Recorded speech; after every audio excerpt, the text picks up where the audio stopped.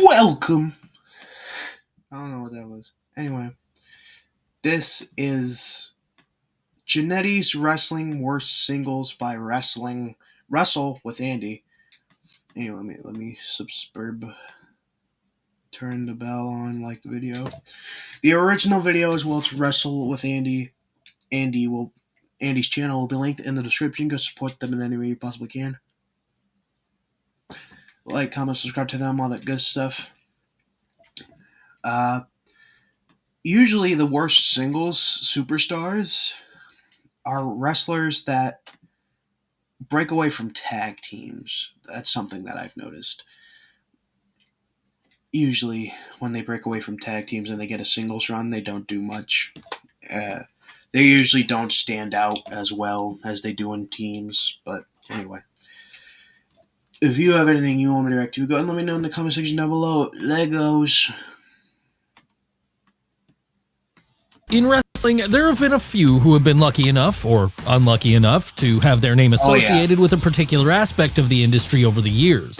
We're talking about things like the gorilla position being named after Gorilla Monsoon, the Road Warrior Pop taking its name from Hawk and Animal, or Dusty Rhodes giving his name to the Dusty Finish. One unfortunate version of this, however, can be found in the term being the Jannetty of a group, meaning to be the weaker half who fails to become a success on his own. But just who are the best examples of this in wrestling history? Well, that's exactly what we're going to be looking at right now, starting with the originator of the term, Marty Jannetty himself.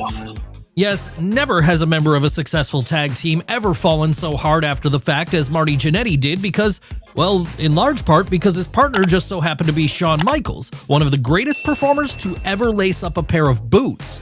But even if he hadn't been paired up with HBK, Jannetty's failure to launch once the Rockers came to an end during the early 90s is still quite a tragedy on his part. And the reason we say this is because during the early days when the team were together back during the mid to late 80s, you could have argued that Marty was the better of the two. Sadly though, with Shawn quickly proving to be a prodigy in the ring and with Jannetty's habit of partying to a level that would make even Keith Richards shudder, it wasn't long before this dynamic flipped and all of a sudden everyone was talking about Michaels as being the real big breakout star of the group. And that would only be solidified when, following their breakup in 1992, the showstopper rose up the ranks to the point where just a few years later, he'd be world champion, all while during that same period, Marty would get released from the company on multiple occasions. Could he have been more? Of course he could have. Oh yeah. Sure, he was unlikely to be as great as Shawn Michaels by this point, but he could still have been a solid mid-card act. In the end, though, he'll always go down as wrestling's perennial Jannetty, someone who's ahead of even our next subject in that respect, Jim Neidhart. That's right, we had to talk about this one next. After all, throughout pretty much the They made him a white sheet. That's all I'm gonna say. That's kind of what fucked me up here. entirety of their careers, Shawn Michaels and Bret Hart would be so intertwined, it's almost impossible to think of one without thinking of the other. And that also applied to their tag team days too, because it was back in the late 80s that the Rockers found a pair of long-term rivals in the Hart Foundation. Who were the Hart Foundation made up of? Well, that would be Bret Hart and his brother-in-law, Jim the Anvil Neidhart. As you can imagine, though, there was only one person who was destined to become a superstar once this team finally went their separate ways, and it was obviously going to be the best there is, the best there was, and the best there ever will be. Seriously, you could make a solid argument that the Hitman is the greatest to ever lace up a pair of boots. And while Neidhart was good as a powerhouse of a team, outside of that, he was never a major singles star. So when the Hart Foundation split in 1991 and Bret found himself going from strength to strength as a solo act, Jim struggled to maintain his relevance, something he initially attempted to do by finding a new partner in Owen Hart. Once this ran its course, though, it would be off to other places like WCW for the Anvil for a I would argue that Owen was just as good as Bret. They were both so good. They had a good rivalry. And, of course, Jim the Anvil Neidhart being the middle of those two. You're going to have a big problem if you want to become a single star. And once those teams break away, you are a jobber / mid-carder to everyone else. You're definitely not gonna be a breakout star like Owen or Bret. For a while, with him remaining there doing little of note right up until he returned to the WWF in the mid-90s. Of course, by now, he wasn't even second place in the hierarchy of the new version of the Hart Foundation, though. No, at best, he was 4th behind Bret, Owen, and the British Bulldog. And at times, he fell behind Brian Pillman in the pecking order, making him dead last in terms of importance. So it should come as no surprise that this run also saw the Californian do little of note, just as he would do little of note when he returned to WCW again after that and ran out what was left of his time in the big leagues. Yes, some people are just better suited to be tag team guys instead of singles guys, and the Anvil is most definitely one of them. But he's not alone in that. No, the exact same thing could be said about a lot of people. And it's nothing to be ashamed of. Like, if you're just a tag team guy, you're a tag team guy, and that's perfectly fine. If you want to be a single star, then maybe you should, like, build up more. I don't know. But being a tag team guy, being part of one of the best tag teams there have ever been, that's definitely not something to be ashamed of. You're doing pretty good if you're one of those guys. A lot of people, one of them being our next subject, none other than Stevie Ray. Yeah. Yes, we're heading over to WCW for a while, as that's where we find one of the best tag teams of the 90s, Harlem Heat, the duo made up of Booker T and his real-life brother, Stevie Ray. So dominant were these two back in the day, so much were they able to run roughshod over the World Championship Wrestling locker room that by the time they called it a day, That's got to be the greatest botch promos I've ever heard. Went their own separate ways once and for all in 2000, they'd be 10-time tag team champions. Yeah. Of course, once they did split though, both siblings would not meet the same level of success. No, well, Booker T would very quickly prove himself to be a major singles star, someone good enough to become a 5-time WCW champion, and the last man to hold that belt when the company went out of business in 2001, Stevie Ray's singles run would be a lot more muted in its nature. And that's because rather than win any singles gold or get involved in any notable singles feuds, he instead just sort of milled around as a member of the NWO B team.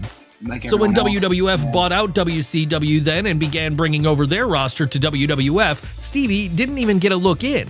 No, well, his brother would go on to arguably even bigger success in the WWF, becoming a world champion all over again and a bona fide main event act. The New Yorker would instead be forced to work the indie circuit for a while, all the way up until he retired from full-time competition during the mid-2000s, in fact. That said, even if he never became much of anything on screen once Harlem Heat's fire died out, this isn't to say Stevie Ray made no contributions to the wrestling industry during his later years, because as it stands today, he's made the occasional appearance for Booker's Reality of Wrestling promotion in Houston, the very place that first introduced the world to stars of tomorrow like Roxanne Perez. No, we're not expecting this to lead to him making a full-time comeback anytime soon or anything like that. And we don't imagine it'll change anyone's minds about him being the Jannetty of Harlem Heat because when you stack up his accomplishments next to those of the master of the Spinneroonie, there really is no comparison. That said, it shows that even if you are the Jannetty of your team, you can still find some level of success. But let's move away from WCW for now and over to something closer to the present day instead, as it's there back over in WWE that we find our next great Jannetty in the form of one half of another great brother tag team. That's right. Jimmy Uso, yeah. Jey Uso went on to become Intercontinental Champion one time and the winner of the Royal Rumble. Jimmy Uso is blending into the background now. Though I do hear they might do like a jealousy storyline between Jimmy Uso and Jay, which, according to their last WrestleMania match, isn't going to go over well. So he's a tag team guy. So is Jay. Jay's a tag team guy, but he's been doing pretty good recently. He's been doing great. But I feel like he needs to add more moves to his arsenal because he does do like repetitive moves, his most famous being the super kick, of course. I can't name 5 of his moves. I can name the super kick, the Uso splash.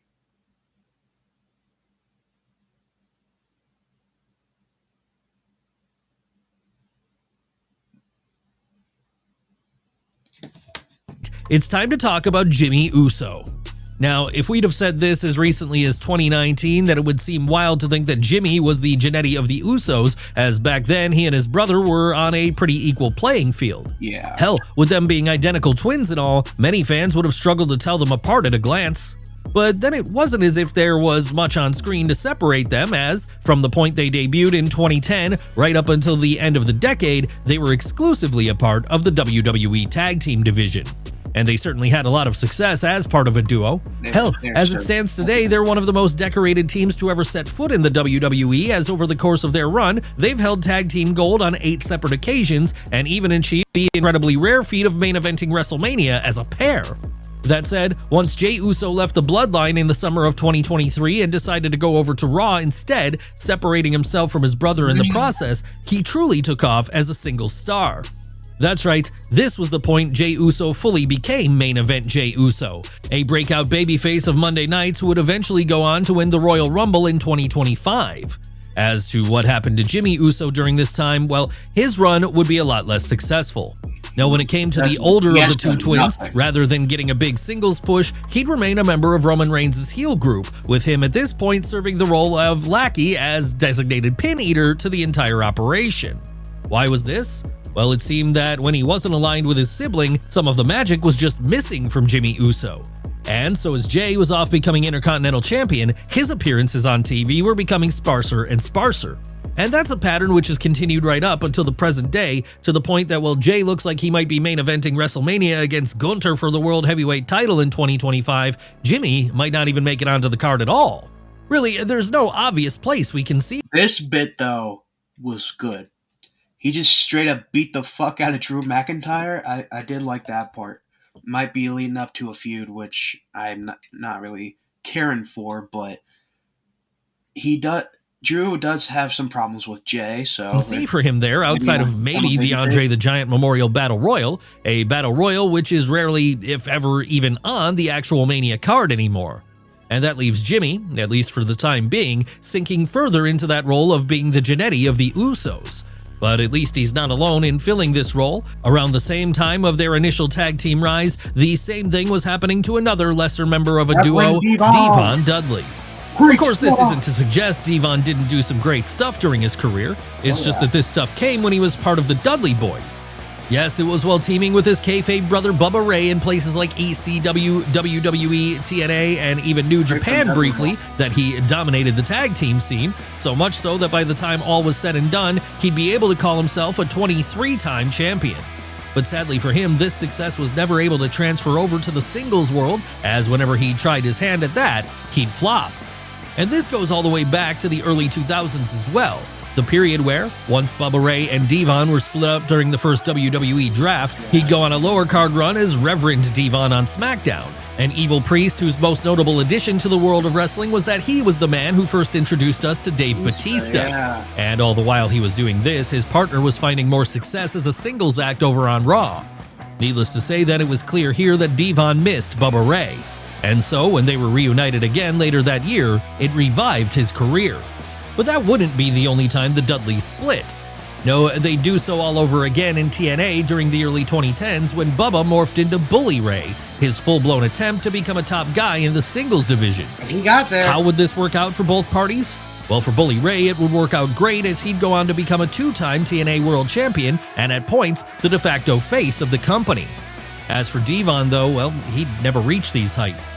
And this would solidify his status as the Jannetty of the team for the rest of time.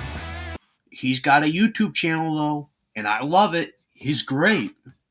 He's awesome. He's funny. But what about another of the all-time great tag teams, the Steiner brothers? Did they have a situation where one of them became the Jannetty following their split? Why, yes they did, and that unfortunate member of the team would be none other than our next subject, Rick Steiner.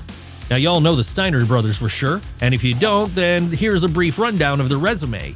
2-time WWF Tag Team Champions, 2-time IWGP World Tag Team Champions, and 8-time Tag Team Champions across WCW in the National Wrestling Alliance. That said, for all the success they had as a pair, there was always a sense that, should they ever go their separate ways, then it would be Scott Steiner who would be the one getting the big singles push. Oh, yeah. And wouldn't you know it, this is exactly what happened during the late 90s. Sure, you could argue it was easier for Scott to find singles success here during the jacked-up physique era he was in when he transformed into his final form, but even if he hadn't done this, there was always something a little bit more special about him when compared to his brother, and that applied to both his in-ring style and his promo skills. Yes, the reality was that the big bad booty daddy just had the it factor, which so many others don't. And this gave him an extra leg up in the singles scene. Ric So it Flair. was then that in the years which followed, Scott Steiner would go on to become a world heavyweight champion, all while his brother was milling around doing little of note in the mid-card. Seriously, if he wasn't reuniting with his sibling, Rick was likely to be found struggling to stay afloat as he chased after lower card belts like the United States title. He got in a feud with the Chucky doll. And that meant when WCW went under in 2001, it wouldn't be the dog-faced gremlin who got the call to come into the WWF and be a main event guy for a while. No, it would be Big Papa Pump instead. Hell, as things stand today, you could argue that even Rick's son Braun Breaker has outshone him, as he's... And Brock Rechsteiner's coming in, I heard. He signed a WWE deal recently.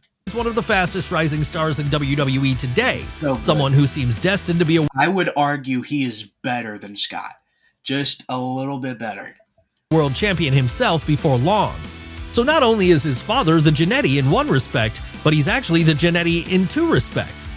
But at least Rick Steiner is remembered today, the same of which can't be said for our next subject in a lot of fans' minds.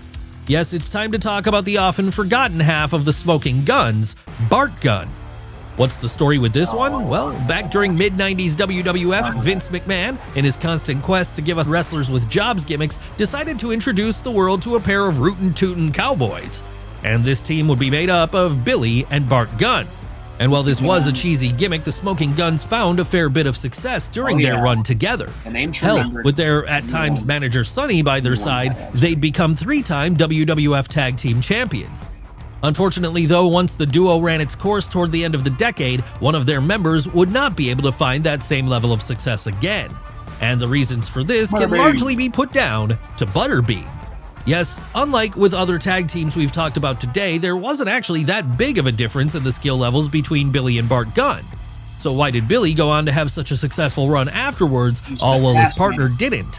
Well, that was because Billy was lucky enough to fall into a new pairing with the Road Dogg, a pairing known as the New Age Outlaws, which would go on to become one of the most decorated of its era. Meanwhile, as this was happening, Bart Gunn would find his career hobbled when, upon being entered into the Brawl for All, he went all the way to the final. And not only that, but he'd win the entire thing. He wasn't supposed to win this. He accidentally knocked out Dr. Death, which was not supposed to happen. After last defeating Bradshaw. And so because he came out the victor, Bart would be put into a boxing match with Butterbean at WrestleMania 15. This was the punishment for him winning, by the way. And at the showcase of the Immortals, Bart Gunn, an untrained boxer, would get absolutely demolished in a matter of seconds, with this pretty much ending any momentum he'd built up. And after that, he'd be forced to sit on the sidelines and watch as his former partner Billy went from strength to strength, at one point even nabbing some singles gold like the Intercontinental title. Hell, even to this day, Billy remains a star in places like AEW. He shouldn't be there. He shouldn't be in AEW. And as for Bart, well, he's disappeared from the industry and, as such, has been forgotten by many modern fans. And that puts him in the same category as our next subject in many ways, someone who seemed primed to have it all at one point, but who ended up having nothing instead. Who are we talking about here? Why, former member of The Legacy, Ted DiBiase Jr., of course. Now, unlike most of the tag teams we've looked at today, when it comes to The Legacy, they actually had 3 members during the majority of their run, with these 3 members being none other than Randy Orton, Cody Rhodes, and Ted DiBiase Jr. Obviously, then, it shouldn't be hard to spot the odd man out here, as 2 of these men have become world champions, and one of them, well, one of them is Ted DiBiase Jr. How did things work out this way? Well, it really was just a case of the son of the $1 Million Man not clicking with fans in the way it was hoped he might when he was first introduced at the tail end of the 2000s. And because of this, even if he did become a 2-time tag team champion with Rhodes specifically, he never had that aura of a guy who was going to break out in the singles division at any point. No, the reality of things is that even if you have a family lineage, there's no guarantee you're going to make it in the wrestling industry. People like David Flair, Eric Watts, and David Sammartino are perfect examples of this. So when the Legacy went their separate ways in 2010 then, it was always going to be an uphill battle for Ted DiBiase Jr. But then to be fair, it was also an uphill battle for Cody Rhodes in many ways too, as it took him a long time to really blossom into who he'd later become. In fact, it wouldn't be until he left WWE in 2016 and went on a vision quest across the indies, which eventually led to him becoming a founding father of All Elite Wrestling in 2019, that he'd fully blossom into himself. And you all know what happened after that. A few years later, Cody would return to WWE and would go on to become the man who would ultimately beat Roman Reigns to end his 1,316-day run as undisputed WWE Universal Champion, with this making him the top guy in all of wrestling. Meanwhile, as he was doing this, Ted DiBiase Jr. would have long since left the industry behind, as following his exit from the Legacy, he'd do nothing but flounder in the mid-card for years, trying and failing to get things like the DiBiase Posse over with fans.